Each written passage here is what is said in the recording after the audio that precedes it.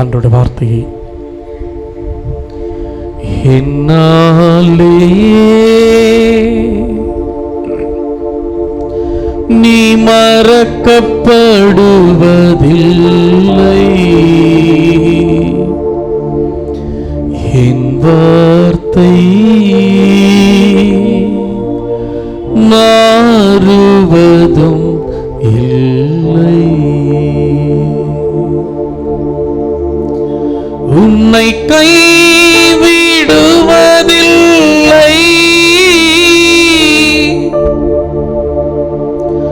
உன்னை விட்டு விலகுவதில்லை,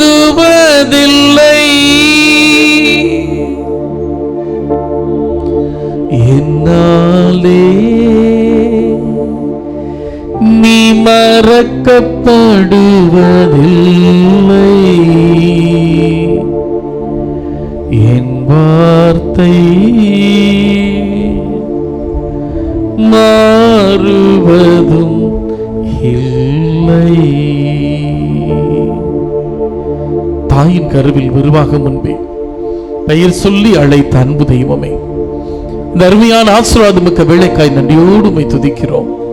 இந்த கல்வாரி பலியில இப்படி மேலான அன்பை நாங்கள் பெற்றுக்கொள்கிற அந்த அன்பை இந்த ஆண்டு முழுவதும் குடும்பத்திற்கும், குடும்பத்தில் இருக்கிற ஒவ்வொருவருக்கும், விசேஷமாய் சந்திக்கிற ஒவ்வொருவருக்கும் இந்த கிறிஸ்துவை, இந்த கிறிஸ்துவின் அன்பை கொடுக்க உம் பரிசுத்த கரத்தில் அர்ப்பணிக்கிறோம். தேவனுடைய தெய்வீக பிரசன்னம் நிறைவாய் இருந்து எங்களை வல்லமையாய் வழி நடத்தட்டும். ஆசீர்வதிக்கிற சமூகம் இப்போதும் எப்போதும் துணையாய் தூணாய் இருந்து எங்களை வல்லமையாய் நடத்தும்படி ஜெபிக்கிறோம். ஜெபம் கேட்டு ஆசீர்வதியும் ஜீவனுள்ள நல்ல பிதாவே, ஆமென். Praise the Lord, praise the Lord. கரங்களை உற்சாகமா தட்டி ஆண்டவருக்கு நன்றி சொல்லலாம். இன்னும் உற்சாகமா, இன்னும் உற்சாகமாய். Price the Lord, praise the Lord. உங்களோட எல்லாம் நல்லா இருக்கீங்களா? புது வருஷத்துல முதல் செவ்வாய்க்கிழமை கோடி அற்புதருடைய அருமையான பாதத்தை தேடி வந்திருக்கிறீங்க. இந்த புதிய ஆண்டு உங்கள் எண்ணங்கள் ஈடேறட்டும், உங்களுடைய நினைவுகள் கனவுகள் ஆசீராய் மாறட்டும், கடந்த கால ஏமாற்றங்கள் கடந்த கால பிரச்சனைகள் குறையட்டும், ஆசீர்வாதம் பெருகட்டும். Price the Lord, praise the Lord, praise the Lord. அப்பதான் நான் சாமியார் ஆனேன் புதுசா. எங்கள் மறை மாவட்டத்தில் ரத்தனபுரின்னு ஒரு பங்கு சாமியெல்லாம் அங்கே பக்கத்தில் இருந்தார், காந்திபுரத்தில். சாமியாரான புதுசில் துருன்னு ஓடிக்கிட்டு இருப்போம், எல்லா இடத்துலையும் போய் வேலை செய்யணும், அப்படி இப்படின்னு போயிட்டுருப்போம். அன்னைக்கு ஒரு குட்டி புள்ள, அவள் பேர் நிவி, அவளுக்கு பர்த்டே. அவங்க வீட்டுக்கு இன்வைட் பண்ணியிருந்தாங்க சாயங்காலம். சாமி வரணும் சாமி, நீங்கள் வந்து தான் ப்ரேயர் பண்ணணும், கேக் வெட்டணும், அவளுக்கு உங்களை ரொம்ப பிடிக்கும், நீங்கள் கேட்டீசத்தில் இது பண்ணுறது அவளை ரொம்ப இதாக பண்ணுவா, நீங்கள் வரணும் சாமி அப்படின்னாங்க. சரின்ட்டு அன்றைக்கி சாயங்காலம் போயிருந்தோம். போய் கேக் வெட்டுறதுக்கு நாள் எல்லாம் பேசிகிட்டு இருந்தோம். எல்லாம் பேசிகிட்டு இருக்கிறப்ப தலைப்பு அன்புன்னு வந்துச்சு. பெரியவங்க நாங்கள் எல்லாம் பேசிகிட்டு இருக்கிறப்ப சரி நமக்கு புரியுது, இவள் குட்டி பிள்ளை 7 வயசு ஆகுது, இவளுக்கு அன்புன்னா என்னன்னு புரியுதா அப்படின்னு பார்க்கலாம். நிவி அன்புன்னா என்னன்னு தெரியுமா அப்படின்னு சொல்லிச்சு. ஓ நல்லா தெரியுமே, அன்புன்னா என்ன? லவ் அப்படின்னுச்சு. சரி லவ்னா என்ன? அன்பு. அன்புன்னா என்ன? லவ். இப்படி மாற்றி மாற்றி அது கிடையாது. அன்புன்னா என்ன ரொம்ப ஈஸியாக சொல்லித்தரேன் பார். இன்றைக்கி உனக்கு பர்த்டே, நான் வந்திருக்கிறோம், நீ பாசமாக ஃபாதருக்கு என்ன எடுத்துகிட்டு வந்து கொடுத்த? பாயாசம் கொடுத்த. அதுதான் அன்பு, அதுதான் பாசம் அப்படின்னு நல்லா புரிஞ்சிருச்சு ஃபாதர். சூப்பராக புரிஞ்சிருச்சு, நல்லா புரிஞ்சிருச்சு. பேசிகிட்டு இருந்தோம், கேக் வெட்டினோம், நைட்டு பிரியாணி சாப்பிட்டோம். முடிச்சுட்டு கிளம்புறப்ப எனக்கு ஒரு சின்ன சந்தேகம், இந்த பிள்ளைக்கு உண்மையாலுமே அன்புன்னா என்னன்னு புரிஞ்சுதா? நிவி அன்புன்னா என்ன அப்படின்னு உடனே டக்குன்னு சொல்லிச்சு, அன்புன்னா பாயாசம் ஃபாதர். கொஞ்சம் கஷ்டம்தான், இது ஒரு உணர்வு. இதை எப்படி விளங்குறதுங்கிறது ரொம்ப கஷ்டம். இதை பற்றி பிரசங்க வைக்கிறது இன்னும் சிரமம். ஆனால் இந்த அன்பு இல்லை அப்படின்னா இந்த அகிலம் இல்லை. அதனால தான் நான் முன்னுரையில் சொன்ன 2 காரியம், அன்பு செய்ய அன்பு செய்யப்பட, இந்த 2 அச்சாணியில தான் இந்த உலகம் இயங்கிக் கொண்டிருக்கிறது. Price the Lord, praise the Lord, praise the Lord. இன்னைக்கு எல்லாருடைய உள்ளத்தில் இருக்கக்கூடிய என்ன யாராவது அன்பு செய்ய மாட்டாங்களா? யாராவது அந்த அன்பை கொடுக்க மாட்டாங்களா, யாராவது அன்பு செய்ய மாட்டாங்களா அப்படின்னு ஏக்கம் ஒவ்வொரு இதயங்களிலும் இருக்கிறது. Price the Lord, praise the Lord. சின்ன பிள்ளையில நான் நினச்சிக்கிட்டேன், நான் கருப்பாக இருக்கிறேன், என்னெல்லாம் யாரும் அன்பு செய்ய மாட்டாங்க. நான் ஒல்லி குச்சியாக இருக்கிறேன், என்னெல்லாம் யாரும் அன்பு செய்ய மாட்டாங்க. நான் பார்க்க வினோதமாக இருக்கேன், என்னெல்லாம் யாரும் அன்பு செய்ய மாட்டாங்க. அப்போ எங்கள் அம்மா சொன்னாங்க, ஏசாயா 43:4 எடுத்து கொடுத்து வாசித்தாங்க. ஆண்டவருடைய பார்வையில் நீ வெளியேற பெற்றவன், அவர் உன்னை அன்பு செய்கிறார். கரங்களை தட்டி ஆண்டவருக்கு நன்றி சொல்வோம். அப்போ தான் விளங்குச்சு, இந்த குறைகளோடு இந்த பலகீனங்களோடு ஏற்று என்னையும் அன்பு செய்ய இந்த உலகத்தில் ஒருவர் இருக்கிறார். நான் எப்படி இருந்தாலும் சரி, எவ்வளவு ஊதாரித்தனமாக இருந்து அவர் அன்பை உணர்ந்து கொள்ளாமல், புரிந்து கொள்ளாமல், பாசத்தை உடைந்து கொள்ளாமல், அவரை விட்டு தொலைவில் செல்லக்கூடிய ஊதாரி பிள்ளையாய் இருக்கிற போதும் கடவுளுடைய அன்பு மாறாது, மறையாது. Praise the Lord, praise the Lord, praise the Lord. அந்த உத்வேகத்தோடு இந்த வருஷத்தில் நம்ம நுழைய போகிறோம். என்ன அன்பு செய்ய, என் குறைகளோடு பலகீனங்களோடு ஏற்று அன்பு செய்ய ஒருவர் இருக்கிறார் அப்படிங்கிற அந்த அன்பு நம்ம நிச்சயமாய் எப்போதும் உணர்ந்து கொள்ள வேண்டும். அதனால தான் சொன்னேன், தொடக்க நூல் 1வது அதிகாரம் 27 இறைவார்த்தைகள் ரொம்ப அழகா சொல்லுது. கடவுள் மனிதனை தனது சாயலாக பாவனையாக படைத்தார். எது அவருடைய சாயல், எது அவருடைய பாவனை அப்படின்னு பார்க்குறப்ப இன்னைக்கு முதல் வாசகம் ரொம்ப அழகா சொல்லுது, கடவுள் அன்பாய் இருக்கிறார். அதுதான் அவருடைய அடையாளம், அதுதான் அவருடைய சாயல், அதுதான் அவருடைய பாவனை. அவர் எவ்வளவு அன்பு செஞ்சாரு, எப்படி அன்பு செஞ்சாரு, ரொம்ப அழகா வேதாகமம் சொல்லுது. பிலிப்பியர் புத்தகம் 2வது அதிகாரம் 6வது இறைவார்த்தை, கடவுளுக்குரிய நிலையை அவர் பற்றி கொண்டிருக்க வேண்டியது ஒன்றாக கருதாமல் விண்ணகம் துறந்து மன்னகம் வந்து அடிமை நிலை ஏற்று தன் உயிரை உங்களுக்காக எனக்காக கொடுத்தார். கரங்களை தட்டி ஆண்டவருக்கு நன்றி சொல்லலாமா? That's the greatest love that he has upon us. நம்மளை எவ்வளோ அன்பு செய்கிறாரு, நம்ம மேலே எவ்வளோ அக்கறையாக இருக்காரு, நம்ம மேலே எவ்வளோ பாசம் வச்சிருக்காரு அப்படிங்கிறத உணர்ந்து கொள்ளத்தான் இன்றைய வழிபாடு விசேஷமாய் நம்மை அழைக்கிறது. உண்மையில் கடவுளில் பிறந்திருந்தோம் என்று சொன்னால் இந்த அன்பை நாம் அனுபவிப்போம். பிறக்கலன்னா இந்த அன்பை இங்கே தேட மாட்டோம், உலக பிரகாரமாக தேடிட்டு இருப்போம். வாட்ஸ்அப்பில் சமீபத்தில் ரொம்ப அழகாக ஒரு செய்தி வந்திருந்துச்சு. 6 இலக்கில் சம்பளம், 5 நாட்கள் வேலை, 4 சக்கர வாகனம், 3 BHK, 2 குழந்தை, 1 கணவன், 0% டென்ஷன். 6 இலக்கில் சம்பளம், 1 லட்சத்தை தாண்டணும், கம்மியாக இருந்தால் ஒத்து வராது, சேராது. 5 நாட்கள் வேலை, சாட்டர்டே சண்டே வீக்கெண்ட் என்ஜாய் பண்ணணும், சாட்டர்டே சண்டே என்ஜாய் பண்ணணும். 5 நாள் போட்டு புளிஞ்சு எடுத்துருவாங்க, அடுத்து 2 நாள் போய் ரிலாக்ஸ் பண்ணிவிட்டு திரும்ப வந்து அந்த குட்டையில் உழுவணும். 4 சக்கர வாகனம் இல்லைன்னா வேஸ்ட்டு. 3 BHK பெட்ரூம், ஹால், கிச்சனோட ஒரு வீடு, 2 குழந்தை, 1 கணவன் மனைவி, 0% டென்ஷன். நல்ல ஞாபகம் வச்சுக்கோங்க, 3 வருடங்களுக்கு முன்னதாக இத்தனை வினோதமான நோய்கள் இல்லை. இப்போ புதுசாக ஒரு கான்செப்ட் ரொம்ப வேகமாக வந்துட்டு இருக்கு, சிங்கிள் பேரண்ட். 2 வருஷத்துக்கு முன்னால் இத்தனை டைவர்ஸ் இல்லை. இன்னைக்கு ஏன் இத்தனை விவாகரத்துக்கள், இவ்வளவு பிரச்சனைகள், இவ்வளவு குழப்பங்கள், இவ்வளவு ஏமாற்றங்கள், இவ்வளவு தோல்விகள், இவ்வளவு அவமானங்கள் பார்க்குறப்ப இந்த உலகம் அன்பை விட்டு, அன்பான ஆண்டவரை விட்டு தொலைவில் சென்று கொண்டிருப்பது அடிப்படையான காரணம். Price the Lord, praise the Lord. சின்ன குறிப்பிட்டத்தில் கண்டிப்பாக படிச்சிருப்பீங்க. பொது நன்மை வாங்குறப்ப கடவுள் மனிதரை எதற்காக படைத்தார், எதுக்காக படைச்சாரு? புது நன்மை வாங்கிட்டீங்களா? சத்தியமா?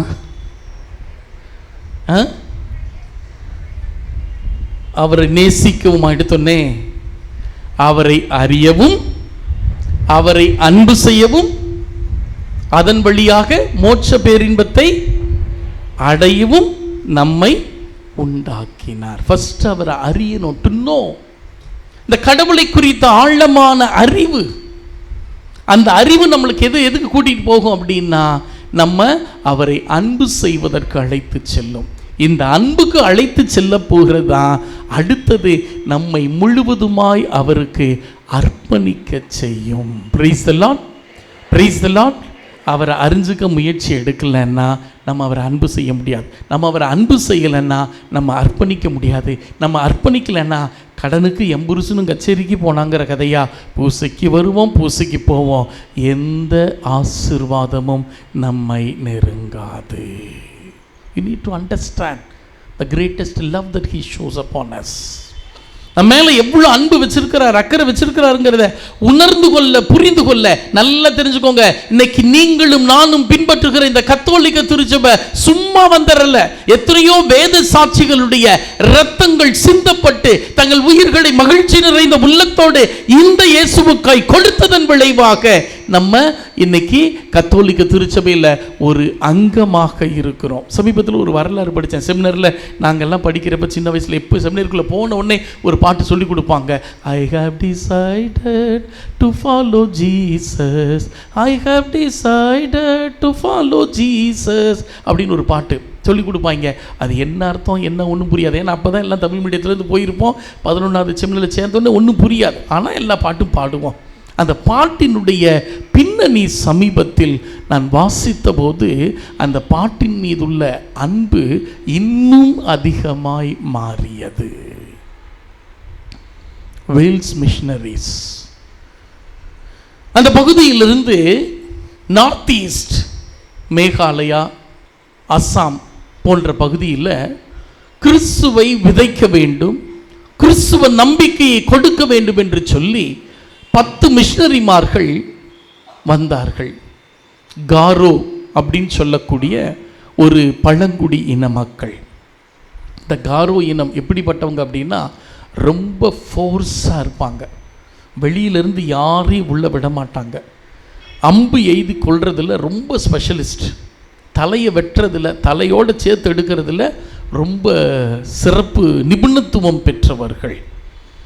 அங்கே போய் இந்த 10 வேல்ஸ் மிஷனரிஸும் கிறிஸ்துவின் நற்செய்தி அறிவிக்க வேண்டும், கிறிஸ்துவை இந்த பகுதி மக்களுக்கு கொடுக்க வேண்டும். இவர்கள் புறக்கணிக்கப்பட்டவர்கள் அல்ல, ஓரங்கட்டப்பட்டவர்கள் அல்ல. இவர்களுக்கும் கிறிஸ்துவின் அன்பு உண்டு அப்படிங்கிறத உணர்த்தணும் அப்படின்னு சொல்லி போய் நற்செய்தி அறிவிப்பு பணியில் ஈடுபட்டாங்க. கிட்டத்தட்ட 8 மிஷனரிமார்கள் கொடூரமாய் கொலை செய்யப்பட்டார்கள். மீது 2 பேர் தான். மீது 2 பேர் தான். இப்போ அவங்களுக்குள்ள ஒரு பயம் இருக்கலாமா, திரும்ப பேசாமல் போயிடலாமா? ஏன்னா எந்த ஒரு மாற்றமும் இல்லை, எந்த ஒரு தொடுதலும் இல்லை. இத்தனை நாட்கள் இத்தனை முறை நற்செய்தி அறிவிச்சாச்சு, சொல்லியாச்சு, ஆனால் கேட்கறதுக்கு யாரும் இல்லை.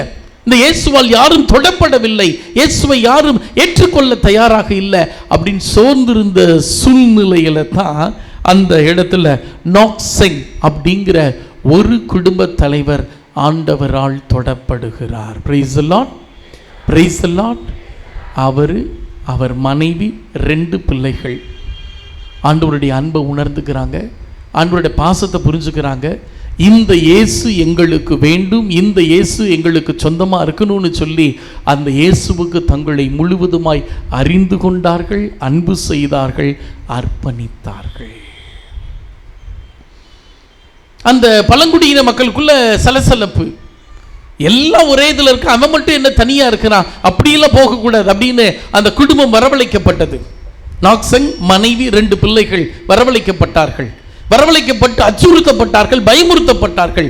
இயேசுவை விருதல் இதுவரை நம்ம கேள்விப்பட்டதே கிடையாது, யாரு என்னன்னு தெரியாது. நீயே போய் அந்த இயேசுவை பின்பற்றணும்னு ஆசைப்படுற, நிச்சயமா அவரை நீ பின்பற்றக்கூடாது, அவரை மறுதலி அப்படின்னு சொல்லுகிற போது நாக்செங் தன் குடும்பத்தோடு சேர்ந்து சொல்றான், நான் இந்த இயேசுவை பின்பற்ற துணிந்து விட்டேன். I have decided to follow this Jesus. இந்த இயேசுவை நான் பின்பற்ற தயாராகிவிட்டேன். ஏன் அப்படின்னா எனக்காக, என் பாவங்களுக்காக தன் இரத்தத்தை சிந்தி இருக்கிறார், தன் உயிரை கொடுத்திருக்கிறார். கடவுள்ங்கிற நிலையில மற்றதை போல இல்லாம இறங்கி வந்து நம் நிலை, நம்மை காட்டிலும் அடிமையாய் தன்னை மாற்றி தன் உயிரை கொடுத்திருக்கிறார். எவ்வளவு அன்பு! அந்த அன்பை நான் பெற வேண்டும், அந்த அன்பை மற்றவர்களுக்கு அனுபவித்து நான் கொடுக்க வேண்டும் அப்படின்னு சொல்லுகிற போது அந்த தலைவன் சொல்றாரு, நீ மறுதலிக்கலன்னா உன்னுடைய 2 பிள்ளைகள் கொடூரமாய் கொலை செய்யப்படுவார்கள். சொல்றார், தாராளமா நான் என் பிள்ளைகளை இழக்க தயாராக இருக்கிறேன். 2 பிள்ளைகள் மீதும் அம்பு பாய்கிறது, சம்பவ இடத்துல துடிதுடித்து இறந்து போகிறார்கள். திரும்ப மிரட்டுறாங்க, குழந்தைங்க இறந்தாச்சு, இப்போவாது நீ இந்த இயேசுவை மறுதலிப்பியா மாட்டியா அப்படின்னு சொல்லுகிற போது அவர் சொல்கிறாரு, நிச்சயமாக மறுதலிக்க மாட்டேன். ஏன் இன்னும் காத்துட்டு இருக்கீங்க? அந்த அன்பை நான் அனுபவித்து விட்டேன், அந்த அன்பை நான் சுவைத்து விட்டேன். அந்த அன்பிலிருந்து யாரும் என்னை பிரிக்க முடியாது, அந்த அன்பிலிருந்து எதுவும் என்னை விட்டு விளக்க முடியாது. புனித சின்னப்பர் ரொம்ப அழகாக சொல்லுவாரோ, பசியோ பட்டினியோ நோயோ நோக்காடோ எது கடவுளுடைய அன்பிலிருந்து என்னை பிரிக்க முடியும்னு சொல்லுகிறது போல அவர் ஆழமாக சொல்கிறாரு, இந்த அன்பிலிருந்து என்னை பிரிக்காதுங்கிறப்ப அவருடைய மனைவியும் கொல்லப்படுகிறார். கொல்லப்பட்ட பிற்பாடு அச்சுறுத்தப்படுகிற போது ரொம்ப அழகாக சொல்கிறாரு, சிலுவை எனக்கு முன் இருக்கிறது, உலகம் எனக்கு பின் இருக்கிறது, இந்த உலகத்தின் பின்னால் நான் ஒரு கால் போக மாட்டேன், சிலுவையை சுமந்து இந்த அன்பை மற்றவர்களுக்கு கொடுக்கிறவராக இருப்பேன்னு சொல்லுகிற போது அம்பு அவர் மீதும் எய்யப்பட்டு சம்பவ இடத்தில் மரித்து போகிறார். அந்த இன தலைவனுக்கு ஒன்றும் புரியல, சம்பந்தமே இல்லை. ஏதோ ஒரு மனுஷன் ஏதோ ஒரு அண்ட சராசரத்தில் வேற ஒரு இடத்துல இறந்தாரு, இவருக்காக இறந்தாரு, அந்த அன்பு உண்மையானது, அந்த அன்பு நிஜமானதுன்னு சொல்லி அந்த மனிதனுக்காக மனைவிய பிள்ளைகளை இன்னுமாய் தன் உயிரையும் கூட இழக்க தயாராக இருக்கிறாரே, அது என்னன்னு தான் பார்ப்போன்னு மிளந்தால் படியிட்டு இயேசுவை ஏற்றுக்கொண்டார். இன்றைக்கு காரோ இனத்தில் 100% கிறிஸ்தவர்களாக இருக்கிறார்கள். கரங்களை தட்டி ஆண்டவருக்கு நன்றி சொல்லலாமா? ஒரு மனிதன் கடவுளுடைய அன்பை அனுபவித்ததால் ஒரு குடும்பம் மீட்கப்பட்டது. ஒரு குடும்பம் மீட்கப்பட்டதால், அந்த கடவுளுடைய அன்பை அனுபவித்ததால், அந்த அன்பை கொடுக்கிறவர்களாக நாங்கள் மாறுவோம் இருப்போம்னு சொன்னதுனால ஒரு மாவட்டமே, ஒரு இடமே, அஸ்ஸாம், மேகாலயா போன்ற பகுதியில் இருக்கக்கூடிய கிறிஸ்தவர்கள் இன்றைக்கு 98-99% இருக்கிறாங்க. அப்படின்னா அந்த ஒரு குடும்ப தலைவருடைய தியாகம், அவர் அன்பை அனுபவித்ததால் இன்றைக்கு எல்லாரும் அந்த அன்பை பெற்றுக்கொள்ள கற்றுக்கொள்ள ஒரு அருமையான வாய்ப்பாய் மாறி இருக்கிறது. இன்னைக்கு பல சமயங்களில் நம்ம அந்த அன்பை உணர்ந்துக்கிறது இல்லை. ஒவ்வொரு திருப்பலியில் நான் பங்கெடுக்கிற போதும் I am saying I love you Jesus. திருப்பலிக்கு நீங்க வர்றீங்களா? திருப்பலிக்கு நீங்கள் வருகிற போது மறைமுகமாய் சொல்லக்கூடிய வார்த்தை, ஆண்டவரே நான் உம்மை அன்பு செய்கிறேன். இறை வார்த்தையை வாசிக்கிற போது, ஆண்டவரே நான் உம்மை அன்பு செய்கிறேன். நற்கருணை பிரசன்னத்தில் எனக்காக வாரத்தின் 24 மணி நேரமும், வாரத்தின் 7 நாட்களும், வருடத்தின் 365 நாட்களும் காத்திருக்கிற நற்கருணை ஆண்டவருடைய பிரசன்னத்தில் போய் ஒரு 5 நிமிஷம் முழந்தால் படியிடுறீங்க. நீங்க சொல்லாம சொல்றீங்க, நான் உன்னை அன்பு செய்கிறேன், அந்த அன்பை பெறுகிறேன். பெறுகிற அன்பை சுயநலமாய் நான் வைத்துக் கொண்டிருக்காமல் அதை மற்றவர்களுக்கு கொடுக்க என்னை ஆசீர்வதியும். ஒவ்வொரு அருட்சாதன கொண்டாட்டம் கடவுளுடைய அன்பை நாம் அனுபவிக்கிறோம், அந்த அன்பை பெறுகிறோம். இன்னைக்கு பூசைக்கு எதுக்கு வந்திருக்கிறோம்? ஃபாதர் எப்படியாவது பரலோகத்துக்கு நான் போயிடணும் ஃபாதர், இல்லை. எப்படியாவது டிக்கெட்டு கன்ஃபார்ம் பண்ணிடணும் ஃபாதர், இல்லை. அந்த கடவுளுடைய அன்பை நீ அனுபவித்து உணர்ந்து கொண்டால் மற்றதெல்லாம் உன்னைக்கும். கடவுள் இருக்கிறார், வழி நடத்த, பலப்படுத்த, ஆசீர்வதிக்க, அதிசயங்களை செய்ய அவர் தயாராக இருக்கிறார். ஆனால் நம்ம தான் அவரை தேடுவது இல்லை. ஆமோஸ் 5:6 ரொம்ப அழகாக சொல்லுது, என்னை தேடுங்கள் நீங்கள் வாழ்வீர்கள். என்னை தேடுங்கள் நீங்கள் வாழ்வீர்கள். அப்போ இந்த இத்தனை வருஷம் ஆச்சு, ஞானஸ்நானம் வாங்கி, புதுநன்மை வாங்கி, உருது பூசல் வாங்கி, திருமணமாகி, இத்தனை அருட்சாதங்களை கொண்டாடியாச்சு. எதுக்கு பூசைக்கு வர்றோம்? என் அன்பை காட்ட. ஒரு உறவு அப்படிங்கிறப்ப ஃபோனில் பேசுனா தான் அந்த உறவு வளரும். அவங்ககிட்ட போய் எப்படி இருக்கா, என்ன செஞ்சா எப்படி இருக்குது அப்படின்லாம் கேட்டால் தான், அவங்க சொல்கிறப்ப தான் உறவு வளரும். கடவுளோடு இருக்கிற அந்த அன்பு வளரணும் அப்படின்னா திருப்பலிகளில் ஆத்மார்த்தமாய் நான் பங்கெடுக்க வேண்டும்.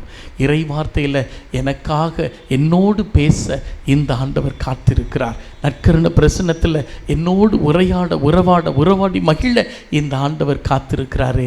நான் உணர்ந்திருக்கிறேனா? அவரை தேடி வருகிறேனா? செவ்வாய்க்கிழமை இங்கே வந்துட்டா போதும் இல்லை. நற்கருணை பிரசன்னத்தில் அவரை நம்பிக்கை நிறைந்த உள்ளத்தோடு தேட வேண்டும். ஒவ்வொரு முறை அந்த நற்கருணை பெறுகிற போதும் அவர் தன்னையே உடைத்து எனக்காக தருகிறார். அது அன்பு. அப்போ நான் என்ன செய்யணும்? அந்த அன்பை வாங்குகிற போது என்னையே உடைத்து என் குடும்பத்திற்காக நான் கொடுப்பது மிக மிக மிக அவசியம். அப்போ அந்த அன்பால் இயக்கப்படுகிற குடும்பங்களாக, அன்பை மையமாய் கொண்டு செயல்படுகிற குடும்பங்களாக நம் குடும்பங்கள் மாற, வாழ விசேஷமாய் அழைக்கப்படுகிறோம். பெருந்துறையில் பங்கு தந்தையாக இருந்தேன். வீடு மந்திரிக்க போயிருந்தேன். ஈஸ்டர் பிளஸ்ஸிங் அப்போ தான் புதுசாக கல்யாணம் ஆகி வந்திருந்தாங்க அந்த தம்பதிகள். மணமகன் நாகர்கோயில், மணமகள் திருவனந்தபுரம், கேரளா. 2 புது கப்பல். வீட்டுக்கு போகணுன்னே பரபரப்பு. 2 குறுக்க முறுக்க ஓடிச்சிங்க. வா 2 பேர் உட்கார், உன்கிட்ட பேசுகிறதுக்கு தான் வந்திருக்கிறேன் அப்படின்ட்டு உட்காந்து பேசிக்கிட்டு இருந்தோம். அப்போ அந்த புள்ள கேட்டுச்சு, அச்சா என்ன குடிக்கும் அப்படின்னு கேட்டுச்சு. நான் சொன்னேன், அச்சன் பால் போடாமல் கொடுத்தா எது வேணால் குடிக்கும் அப்படின்னேன். அது உள்ளே போச்சு. அது உள்ளே போகிறப்ப இந்த பையன் நக்கலாக என்னை பார்த்து ஒரு சிரிச்சான். அப்போ எனக்கு அர்த்தம் புரியலை. இது உள்ளே போய் காஃபி போட்டு கொண்டாந்து வர காஃபி என்கிட்ட கொடுத்து ஃபஸ்ட்டு மடக்கு குடிக்கிறேன். காஃபி வாயில் வைக்கவே முடியல. கசப்புன்னா கசப்பு, அப்படி ஒரு கசப்பு. இப்போ அவன் சிரித்ததுக்கான அர்த்தம் எனக்கு புரிஞ்சிருச்சு. வழக்கமாக நான் தான் மாட்டுவேன் ஃபாதர், இன்றைக்கி நீங்கள் அப்ராணியாக மாற்றிக்கிட்டீங்களே ஃபாதர். இப்போ நான் அவனை பார்த்து சிரித்தேன், அவன் கன்ஃபியூஸ் ஆகிட்டான். நான் ஏன் சிரிச்சேன்னா, இது காஃபியே இந்த லட்சணத்தில் போடுது, இனி சாப்பாடு அது செஞ்சு அந்த சாப்பாடை சாப்பிட்டு நீ எப்படா உயிரோடு இருக்க போகிற.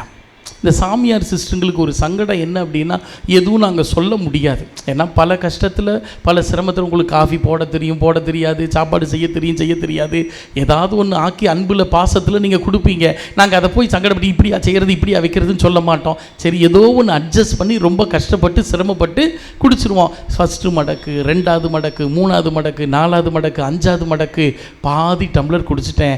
அதுக்கு மேலே ஒரு மடக்கு வச்சா வாந்தி வந்துடுமோன்னு ஒரு பயம். அப்படியே டம்ளரை கையில் வச்சுக்கிட்டு அப்படியே சிரிச்சுக்கிட்டே பேசிக்கிட்டே இருக்கிறேன். இந்த பெண்களுக்கு இயல்பாக ஒரு குணம் உண்டு.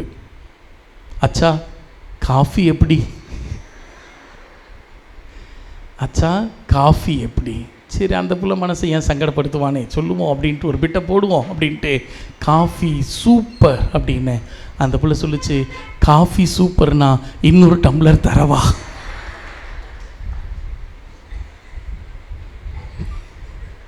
இதுவே போதும், இன்னும் 1/4 டம்ளர் இருக்குது. அது எட்டி பார்த்துச்சு, என்னாச்சா காஃபி அப்படியே வச்சிட்ருக்குறீங்க அப்படின்ச்சு. இல்லைம்மா குடிக்க முடியல அப்படின்னு இப்படி வாங்கி இப்படி பார்த்து, அச்சா சக்கரை அடியில் இருக்குது நீங்கள் கலக்கவே இல்லையா அப்படின்னுச்சு. கலக்கணுமா, என்னம்மா, ஐயோ ஸ்பூன் வச்சு கொடுத்தேனே, எங்கே அது ஸ்பூன் அப்படின்ச்சு. குத்துதுன்னு நான் தான் எடுத்து கீழே வச்சேன். ஐயோ கேரளாவில் நாங்கள் காஃபி சக்கரை கீழே போட்டு மேலே காஃபியை போடுவோம், நீங்கள் கலக்காமல் குடிச்சிங்கன்னா காஃபி குடிக்க முடியாது, ரொம்ப கஷ்டமாக இருக்குமே, எப்படி குடிச்சிங்க அப்படின்ச்சு. கஷ்டப்பட்டு தான்மா குடித்தேன். சக்கரை இருக்குது, பயன்படுத்தாதது யார் தப்பு? இன்னைக்கு குடும்பத்தில் நம்ம கலக்கிறது இல்லை, கலக்காமல் குறைகளை மட்டும் சொல்லிக்கிட்டு இருக்கிறோம், காயப்படுத்திக்கிட்டு இருக்கோம், கஷ்டப்படுத்திகிட்டு இருக்கோம், வேதனைப்படுத்திகிட்டு இருக்கிறோம் போட்டி போட்டு.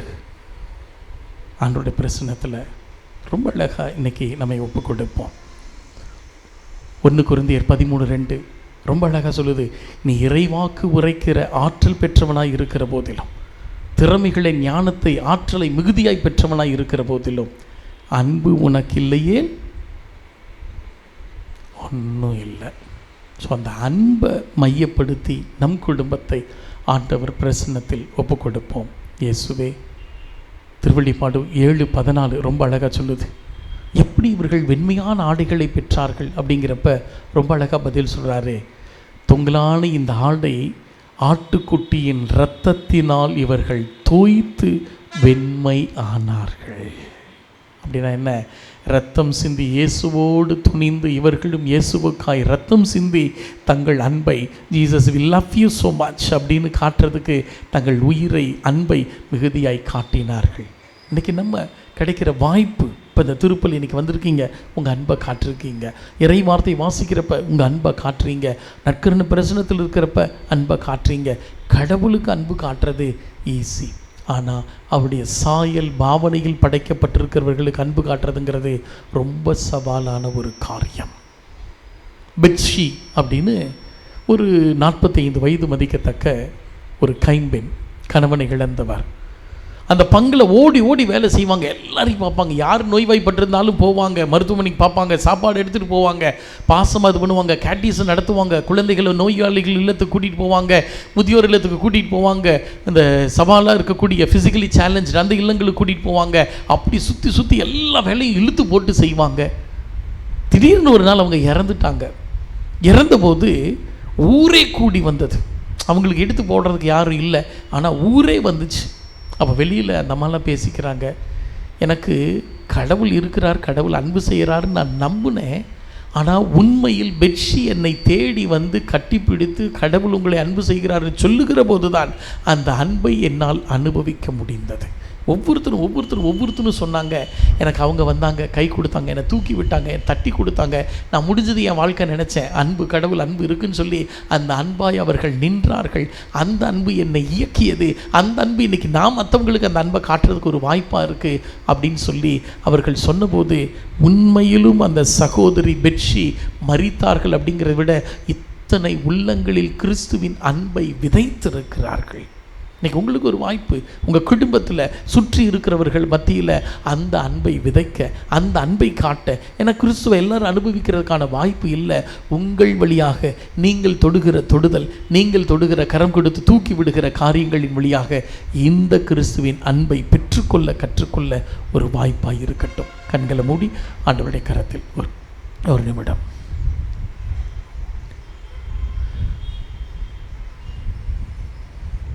நேசிக்கிற அன்பு தெய்வமே,